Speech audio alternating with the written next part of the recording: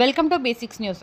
మొగుళ్లపల్లి మండలం ఇస్సిపేట గ్రామ వాస్తవ్యులు చిట్యాల మండల వ్యవసాయ మార్కెట్ కమిటీ మాజీ చైర్మన్ కొడారి రమేష్ తండ్రి మాజీ సర్పంచ్ కీర్తిశేషులు కొడారి కొమరయ్య విగ్రహాన్ని ఆవిష్కరించారు. అనంతరం మొగుళ్లపల్లి మండలం లక్ష్మీసాయి గార్డెన్స్ నందు నిర్వహించిన కార్యకర్తల సమావేశంలో పాల్గొన్నారు. అనంతరం కేటీఆర్ మాట్లాడుతూ గండ్ర వెంకటరమణారెడ్డి నిజానికి చాలా సీనియర్ నాయకుడు. జిల్లా పార్టీ అధ్యక్షుడిగా ఉమ్మడి ఆంధ్రప్రదేశ్ రాష్ట్ర ప్రభుత్వ చీఫ్ విప్గా పనిచేసిన అనుభవం తనది. తాను చీఫ్ విప్గా పనిచేస్తున్నప్పుడు నేను ఎమ్మెల్యేగా ఎన్నికైన భూపాలపల్లి నియోజకవర్గంలో ఉన్నది ఒకటే వర్గం, అది కేసీఆర్ బీఆర్ఎస్ పార్టీ వర్గం. భూపాలపల్లిలో నియోజకవర్గానికి ఇన్ఛార్జిగా గండ్ర వెంకటరమణారెడ్డి పూర్తి బాధ్యతలు కేసీఆర్ ఎప్పుడో అప్పగించారు అని ఈ సందర్భంగా అన్నారు.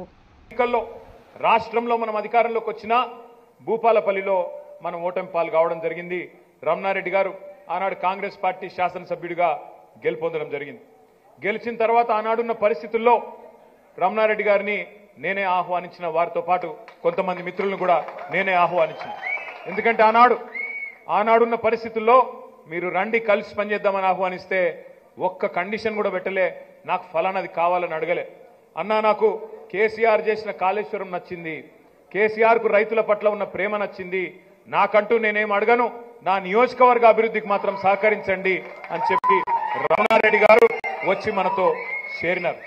చేరిన తర్వాత కూడా మధుసూనాచారి గారికి కేసీఆర్ గారికి ఉన్న అనుబంధం వల్ల మధుసూనాచారి గారిని కూడా కేసీఆర్ గారు ప్రత్యేకంగా పిలిచి వారికి శాసనసభ ఎన్నికల్లో ఓటమి పాలైనా మరొక అవకాశం కూడా ఇచ్చి శాసన మండలికి పంపిన విషయం కూడా మీ అందరికీ తెలుసు.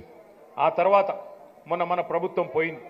మన ప్రభుత్వం ఓటమి పాలైన తర్వాత మన పార్టీ 2023 ఎన్నికల్లో ఓడిపోయిన తర్వాత కూడా మనకు 3 ప్రోటోకాల్ పదవులు ఉన్నాయి రాష్ట్రంలో.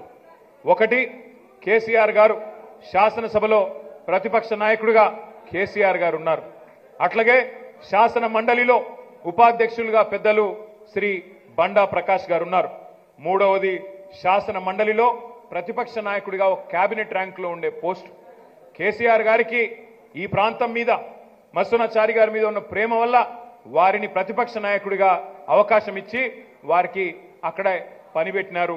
ఇవాళ మధుసూనాచారి గారికి కేసీఆర్ గారు గౌరవం ఇవ్వడమే కాకుండా వారిని ఇక్కడ భూపాలపల్లిలో పొలిటికల్ గా ఇబ్బంది అయినా అక్కడ హైదరాబాద్ తీసుకుపోయి ఒకవైపు పార్టీ పనులు చూడండి, మరొక వైపు శాసన మండలిలో వ్యవహారాలు చూడండి అని చెప్పి వారికి అక్కడ బాధ్యత అప్పచెప్పినారు. కాబట్టి స్పష్టత మీ అందరికీ నేను చెప్పేది ఒకటే, ఇక్కడ భూపాలపల్లి నియోజకవర్గంలో రమణారెడ్డి గారి నాయకత్వంలోనే ముందుకు పోతాం. ఇలా కన్ఫ్యూజన్ ఏం లేదు, ఎవరికి కన్ఫ్యూజన్ ఉండాల్సిన అవసరం కూడా లేదు. పార్టీకి అందరు కావాలి. పెద్దలు మధుసూనాచారి గారు పెద్దలు మధుసూనాచారి గారు వారంటే మా అందరికీ అపారమైన గౌరవం ఉంది. నాకు, బండ ప్రకాష్ అన్నకు, అక్కకు అందరికి గౌరవం ఉంది. కానీ వారి సేవలు ఎట్లా వినియోగించుకోవాలో కేసీఆర్ గారికి తెలుసు కాబట్టే వారికి అవకాశం ఇచ్చి అక్కడ పెట్టుకున్నాం. అదేవిధంగా రమణారెడ్డి గారికి భూపాలపల్లి నియోజకవర్గ ఇన్ఛార్జిగా పూర్తి స్థాయి బాధ్యతలు అప్పచెప్పి ఈ నియోజకవర్గంలో పార్టీని నడిపించే బాధ్యత వారికి కేసీఆర్ గారే అప్పచెప్పినారు. ఇందులో ఎవరికి కన్ఫ్యూజన్ అవసరం లేదు.